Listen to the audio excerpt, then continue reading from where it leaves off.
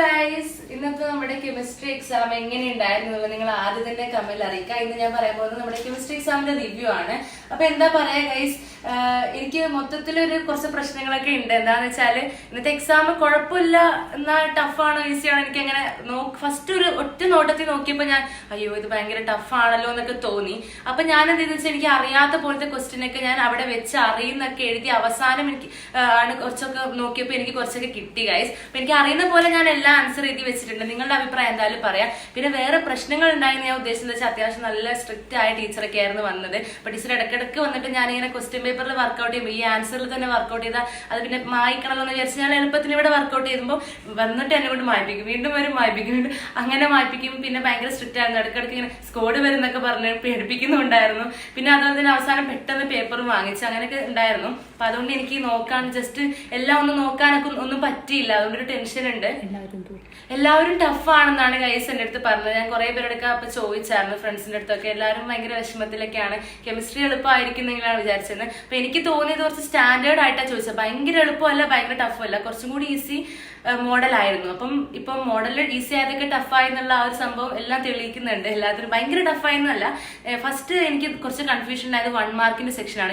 ഞാൻ എഴുതിയ ആൻസർ ഒക്കെ പറഞ്ഞു പോവാട്ടോ. അപ്പൊ ഗൈസ് ഇതിന്റെ ആൻസർ കീ വന്നിട്ട് വേണം എനിക്ക് ഉറപ്പിക്കാനായിട്ട്. അപ്പൊ ഒരു കാര്യം, +1 ഇത് കാണുന്നുണ്ടെങ്കിൽ നിങ്ങൾ ശ്രദ്ധിച്ചോളൂ. നിങ്ങൾക്ക് +1 എക്സാം ചിലപ്പോൾ ഇപ്പൊ ഈസി ആയാലും +2 എക്സാം എന്തായാലും ഈസി അല്ല. അത്യാവശ്യം നല്ല പഠിക്കാനുണ്ട്. എക്സാമും ടഫായിട്ട് തന്നെയാണ് ചോദിക്കുന്നത്. അപ്പൊ നന്നായിട്ട് പഠിച്ചോളൂ സ്റ്റാർട്ടിങ് തൊട്ട് തന്നെ. അപ്പൊ ഫസ്റ്റത്തെ ആൻസർ ഞാൻ എഴുതിയത് വിത്ത് ഡിക്രീസ് ഇൻ എൻതാൽപ്പി ആണ്. എനിക്ക് വലിയ ഞാൻ ഇങ്ങനെ ഒരു ഇത് വെച്ച് എഴുതിയതാണ്, നോക്കട്ടെ ശരിയാണെന്ന്. രണ്ടാമത്തെ 0 ഓർഡർ ആണ്. മൂന്നാമത്തെ ബ്രോൺസിന്റെ കോപ്പർ ആണ് ഞാൻ എഴുതിയത്. നാലാമത്തത് എങ്ങനെയായിരുന്നു എഴുതിയത്, അത് ചെയിൻ ആയിട്ടാണ് എഴുതിയത്. CH3 CH2 OH ആണ് തോന്നുന്നു, പ്രൊപ്പനാൽ അല്ല. അപ്പൊ 3 കാർബൺ ഉള്ള തന്നെ ആൽക്കഹോൾ ആയിട്ടാണ് ഞാൻ എഴുതിയത്. പിന്നെ സിട്രോയാനിക് ഫോം CO- NH3+ ഉണ്ടാക്കുന്നത്. പിന്നെ 6ാമത്തെ റിലേറ്റീവ് ലോവറിംഗിന്റെ ഒരു സിമ്പിൾ പ്രോബ്ലം ആയിരുന്നു. പിന്നെ 7ാമത്തെ സെൽ റെപ്രസെന്റേഷനും ഹാഫ് ലൈഫിന്റെ ഡെറിവേഷൻ, അത് സിമ്പിൾ ആണ്, കുഴപ്പമില്ല. 9ാമത്തത് അത് അത്ര ഇമ്പോർട്ടന്റ് ആയിട്ടുള്ള ഭാഗമല്ല. പക്ഷെ ഞങ്ങൾക്ക് ടീച്ചർ എന്ന നോട്ട്സ് ഒക്കെ ഞാൻ വായിച്ചാണ് എനിക്ക് എഴുതാൻ പറ്റി. അത് ഇമ്പോർട്ടന്റ് മാത്രം പഠിച്ചവർക്ക് ചിലപ്പോൾ അത് അത്ര ഈസി ആയിട്ടുണ്ടാവുന്നില്ല. അത് അങ്ങനെ എപ്പോഴും ചോദിച്ച് കാണുന്നതല്ല കേട്ടോ. പിന്നെ 10ാമത്തത് ഇത് ഞാൻ അത്ര പ്രതീക്ഷിച്ച ക്വസ്റ്റ്യൻ അല്ല. പക്ഷെ ഈ ഓരോ ടൈപ്പ് ബെൻസീനുകൾ ഏതാ ഞങ്ങൾക്ക് ടീച്ചർ നോട്ടിൽ തന്നിട്ടുണ്ട്. അപ്പൊ ആ ഒരു ഐഡിയ വെച്ച് ഞാൻ എഴുതിയിട്ടുണ്ട്. ശരിയാണോ എനിക്ക് അത്ര അറിഞ്ഞൂടാ. പിന്നെ 11 IUPAC നെയിം എഴുതാനാണ്. 12 റിയാക്ഷന്റെ എഴുതാനാണ്. ഇത് അസിഡിക് നേച്ചർ കാണിക്കുന്ന ഈ റിയാക്ഷൻ ഇത് അത്യാവശ്യം ഇമ്പോർട്ടന്റ് ആണ്, അസിഡിക് നേച്ചർ ഓഫ് ഫീനോള്. പിന്നെ അതുപോലെ തന്നെ 13 കെമിക്കൽ ഇക്വേഷൻ എഴുതാനാണ് റിയാക്ഷന്റെ. ആ റിയാക്ഷൻ കംപ്ലീറ്റ് ആക്കിയിട്ട് എഴുതാനാണ്. അത് സിമ്പിൾ ആയിരുന്നു. പിന്നെ 14 കഴിച്ച് ഞാൻ ഇങ്ങനെ കൺഫ്യൂഷൻ അടിച്ചിരുന്നത്. പിന്നെ എനിക്ക് കീറ്റോണ്ട് പ്രിപ്പറേഷൻ ആകെ മറന്നുപോയി. പിന്നെ എനിക്ക് ഓർമ്മ വന്നപ്പോൾ ഞാൻ അവസാനം എഴുതി, അങ്ങനെ ഞാൻ എഴുതി വെച്ചു. പിന്നെ 15ാമത്തെ നമ്മുടെ ഗബ്രിയൽ താലിമൈഡ് റിയാക്ഷൻ എന്ന് ചോദിച്ചിട്ടുള്ളതാണ്. പിന്നെ 16 കുഴപ്പമില്ല. 17ഉം 18 എന്നാണ് ഫസ്റ്റ് ഞാൻ എഴുതാൻ പോയില്ല. പിന്നെ അവസാനം എനിക്ക് കിട്ടിയപ്പോൾ ഞാൻ എഴുതിയിട്ടുണ്ട്.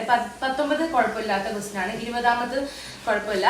നിങ്ങൾ 21ാമത്തെ ഞാൻ എഴുതിയ കോമ്പൗണ്ടിന്റെ പേര് പറയാം guys. PT-NH3 twice Cl2 +2 charge, അങ്ങനെയുള്ള +2 ചാർജ് അല്ല, സോറി, +2 PT-യുടെ ഇതാണ്. പ്രൈമറി സെക്കൻഡറി വാലൻസി ചോദിച്ചിട്ടുണ്ടല്ലോ. പിന്നെ അതിന്റെ IPAC name diamine dichloride platinum 2 എന്നതാണ് അതിന്റെ വരുന്നത്. പിന്നെ അതിന്റെ ജോമെട്രിക്കൽ ഐസോമർസിസും ട്രാൻസും വരയ്ക്കാം. പിന്നെ ലിമിറ്റേഷൻസ്, പിന്നെ ഇതിൽ A എന്ന് പറയുന്നത് CH3 CH2 OH ആണ്, അതാണ് Cl ആവുന്നത്. പിന്നെ C3 C2 Cl NaI ഉപയോഗിച്ചിട്ടാണ് അത് മാറുന്നത്. പിന്നെ ആൽക്കഹോളിക് KOH വരുമ്പോൾ അത് എത്തീനായിട്ട് മാറും. പിന്നെ ഇവിടെ ചോദിച്ചിട്ടുള്ള KOH ഉപയോഗിച്ച് കഴിഞ്ഞാൽ ആ Cl സ്ഥാനത്ത് OH വരും. അതൊക്കെ കുഴപ്പമില്ലായിരുന്നു. പിന്നെ എന്താണ്, പിന്നെ ഈ ഒരു എക്സ്പ്ലെയിൻ ചെയ്യാൻ ആൽഡിഹൈഡ്സ് എന്തുകൊണ്ട് റിയാക്റ്റീവ് ആയെന്നുള്ളത്. അപ്പൊ ഗൈസ് ആക്ച്വലി ഞാൻ കീറ്റോൺസ് എന്തുകൊണ്ട് റിയാക്റ്റീവ് അല്ല എന്നുള്ള റീസണാ പഠിച്ചത്. അപ്പൊ അതുകൊണ്ട് ഞാൻ അതിനെ നേരെ തിരിച്ച് എഴുതി വെച്ചിട്ടുണ്ട്. അപ്പൊ എനിക്ക് അറിഞ്ഞുകൂടാ. പിന്നെ അതിന്റെ കെമിക്കൽ ഇക്വേഷൻ ആയിട്ട് HCN, ഇത് ന്യൂക്ലിയോഫിലിക് അഡീഷനിൽ വരുന്നതാണ്. പിന്നെ അനിലിന്റെ ബേസിക് നേച്ചറിനെ കുറിച്ചുള്ളതും. പിന്നെ ഈ ക്വസ്റ്റ്യൻ ഉണ്ടല്ലോ, ഇത് നിങ്ങൾക്ക് അനിലിൻ കൺവേർട്ട് ചെയ്യുന്ന 4-ബ്രോമോ അനിലായിട്ട് അത് അസറ്റൈലേഷൻ കൂടി ചെയ്തിട്ട് നമുക്കത് കൺവേർട്ട് ചെയ്യാൻ പറ്റുക. പിന്നെ ഹൈഡ്രോളിസിസ് ആണ്, അത് കുഴപ്പമില്ലാത്ത ക്വസ്റ്റൻ ആയിരുന്നു. വാൻ ഹോ ഫാക്ടറിന്റെ ഇക്വേഷൻ ഞാൻ എഴുതിയിട്ടുണ്ട്. ഈ ക്വസ്റ്റൻ ഉണ്ടല്ലോ, ഈ ക്വസ്റ്റൻ ഞാൻ I കൂടി ഇൻക്ലൂഡ് ചെയ്തിട്ടാണ് ഈ പ്രോബ്ലം ചെയ്യേണ്ടത്. 3 എന്ന് വെച്ചാൽ മൾട്ടിപ്ലൈ ചെയ്തിട്ടായിരുന്നു ചെയ്തത്.